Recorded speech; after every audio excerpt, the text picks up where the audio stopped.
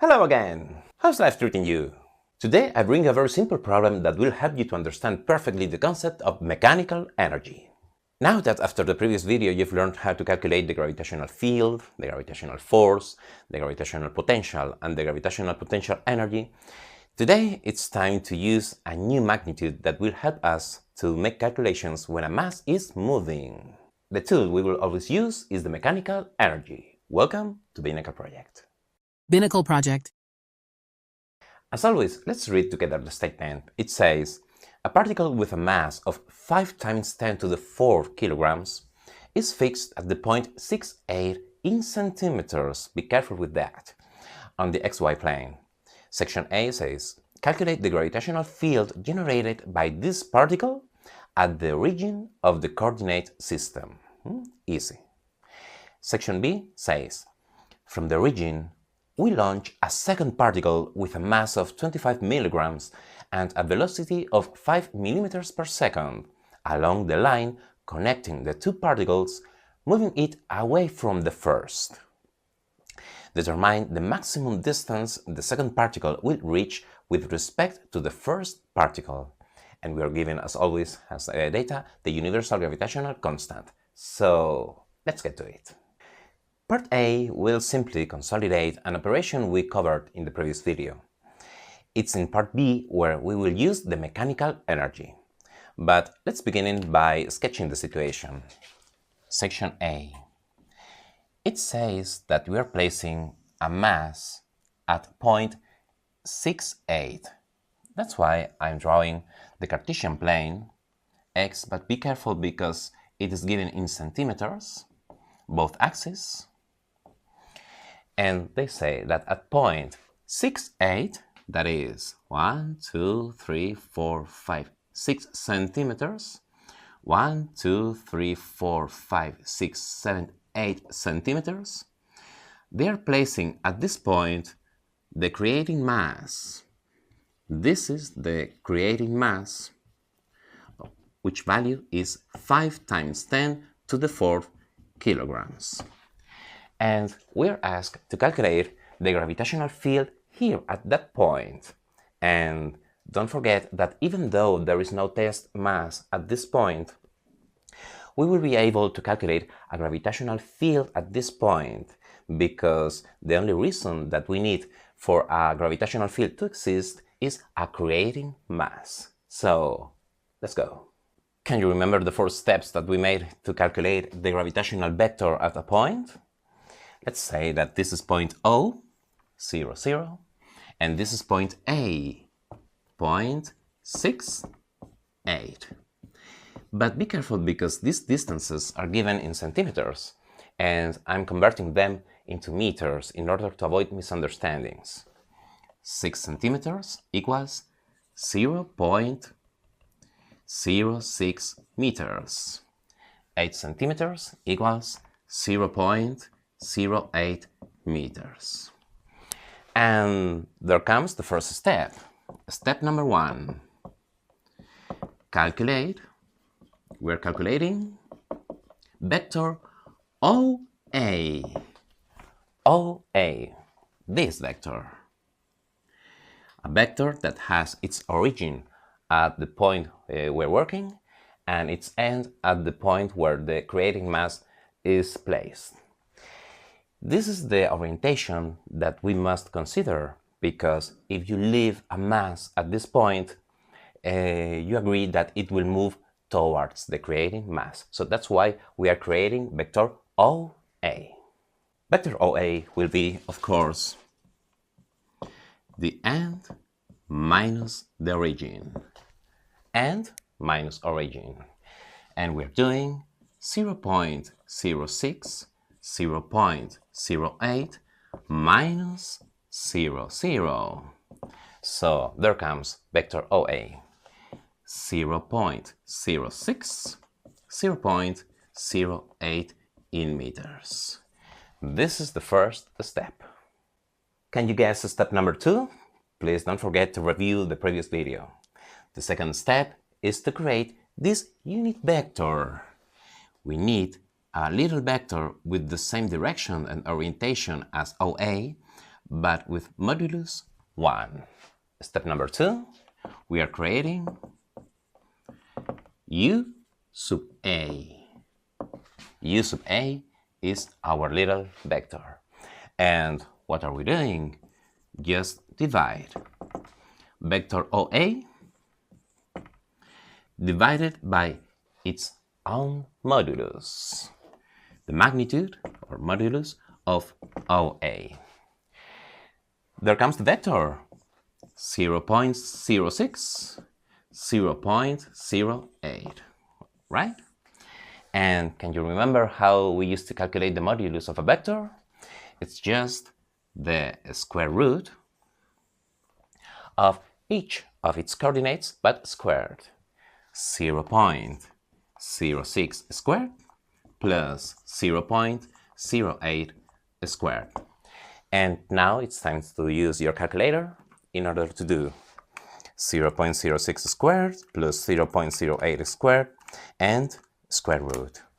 0.1. 0.1 will be the modulus or the magnitude of our vector. And we are placing it here. And vector u sub a, the unitary vector, will be 0.06 divided by 0.1 equals 0.6 and 0.8. This is the unity vector that we are using. As I run out of space, I've erased the previous calculations, but there you have the unit vector, okay?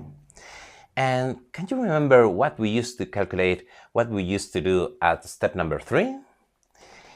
Now it's time to calculate the gravitational field at point O, but in modulus. That's why we are using Newton. There you have G multiplying the creating mass divided by the distance, but squared. Distance squared. There we have the gravitational constant, 6.67 times 10 to the negative 11, multiplying creating mass 5 times 10 to the 4th, divided by distance squared, that we are calculating, of course, using the Pythagorean theorem, which says that the hypotenuse squared equals the first leg, but in meters. Be careful because these are centimeters. 0.06 squared plus the other leg also squared. 0.08 squared. And now it's time to use our calculator, which says 0.06 squared plus 0.08 squared, 0.01. And thanks God that our Pythagorean theorem gives us the distance squared, 0.01, which is precisely what we need here. The distance also squared. And now let's use again the calculator. If you did it carefully, hope you obtained 3.34 times 10 to the negative 4. And is anything else needed? The units. Please don't forget the units, because they are very, very important. And of course, the units of gravitational field are newtons per kilogram. And now there comes the last step, step number 4, where we are finally calculating the gravitational field at point O, but in vectorial form, which means to multiply the magnitude 3.34 times 10 to the negative 4, multiplying our unit vector 0.6, 0.8. Now it's time to use the calculator again in order to do first coordinate 3.34 times 10 to the negative 4, multiplying 0.6, which gives us 2.00 times 10 to the negative 4. And now we can abandon the mathematical notation in order to write the result in physical notation. And as this is the first coordinate, the unit vector will be I. Okay? And the second one, 3.34 times 10 to the negative 4 multiplying 0.8, which gives us 2.67 times 10 to the negative 4 J. Okay? And once again, is anything else needed? The units, newtons per kilogram. And that's it. Don't forget what we've done. This is not something new. This is something that we practiced in the previous video. The first thing, of course, is to sketch the situation, and we consider to calculate vector OA. Then we calculate the unit vector on the same direction. Then we calculate the modulus, the magnitude of the gravitational field.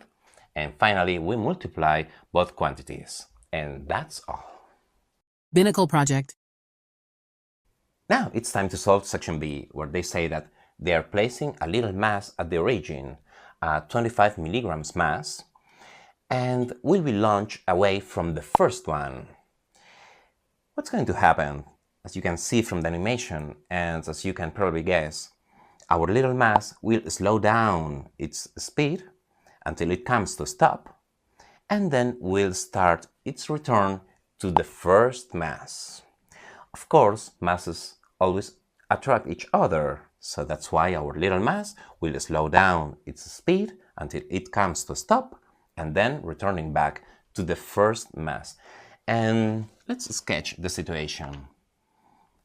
They say that they are launching this little mass with the same direction as this one. This is the speed, v sub o, 5 millimeters per second.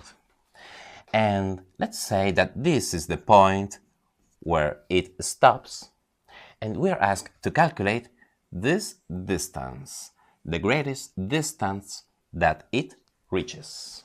So, can you guess how are we proceeding? Now, please stop the video and try to think about the magnitude that remains constant between point O and point P. Can you guess? Of course, the mechanical energy. The mechanical energy at point O will be the same as the mechanical energy at point P. Easy, right? The mechanical energy is composed of kinetic energy at point O and potential energy at point O. Here, mechanical energy is composed of kinetic energy at point P and potential energy at point P. And now think about these formulas. What do we know? Kinetic energy at point O is 1/2 of the test mass multiplied by the velocity squared, 5 millimeters per second. And potential energy at point O, you already know that it's minus G multiplying the creating mass, multiplying the test mass, divided by the distance d sub 0, which is this one. This is d sub 0 that we are calculating using the Pythagorean theorem, okay? Now, kinetic energy at point P, also the same 1/2 multiplying the test mass and the speed at P, velocity at P squared. But here, the speed is 0. So that's why this term will be 0. And the potential energy, negative G multiplying the creating mass, multiplying our test mass, divided by this distance, which is the one that we are asked to calculate. And here we can solve the problem. Now it's time to prepare the quantities. V sub O, the original speed, 5 millimeters per second, but we are converting them into meters per second. And that's what we are using, this conversion factor. 1 meter is 1000 millimeters. And there comes the solution. 5 multiplying 1 and divided by 1000, but let's write it in the form 5 times 10 to the negative 3. Let's use the scientific notation, meters per second. Now it's time to prepare d sub o, this distance that we are calculating using the Pythagorean theorem. It says that the hypotenuse squared equals one leg, but in meters, 6 centimeters, 0.06 squared, plus the other leg, 0.08, also squared. Let's use our calculator. 0.06 squared plus 0.08 squared gives us 0.01 square meters, and now the distance. The square root, 0.1. 0.1 meters is this distance. The velocity at p, 0, is the moment where our mass stops. So that's why all this term says goodbye. And finally, when you have an equation and every terms have the same magnitude, we can remove it from our equation. Now it's time to solve for d. Now let me give you a little advice. Perhaps you are tempted to substitute these numbers in our equation, but please don't do that. We are using our variables, our letters. And why are we doing our demonstration using letters? Not only because it is recommended to do so, but because if throughout your demonstration you lose any variable, you will be able to recover it back.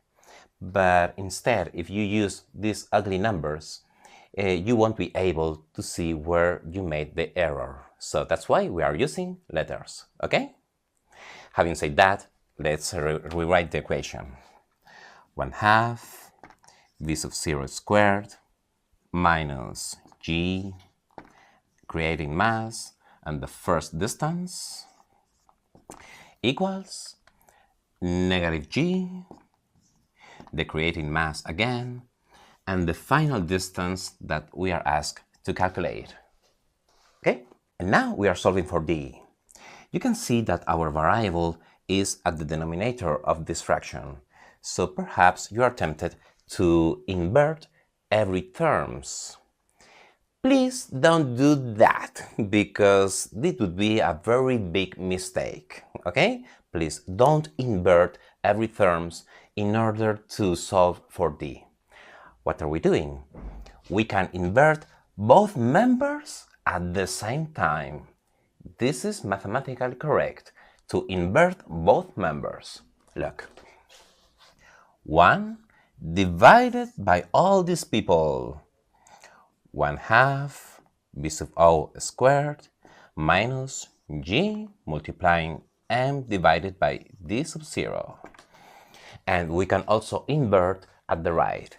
d divided by minus g and the creating mass. Okay? This is mathematically correct, to invert both members at the same time. And now it's time to solve for d, just sending this negative g and the creating mass there. So d equals negative g m divided by 1/2 the original velocity but squared minus g m divided by d sub 0. And now it's time to use the calculator and we will be finished our problem. If you did it carefully, hope you obtained 0.16 meters, which means 16 centimeters. And that's all. I hope you understood every steps we've gone through, and section A only served to review the calculation of the gravitational field at a point.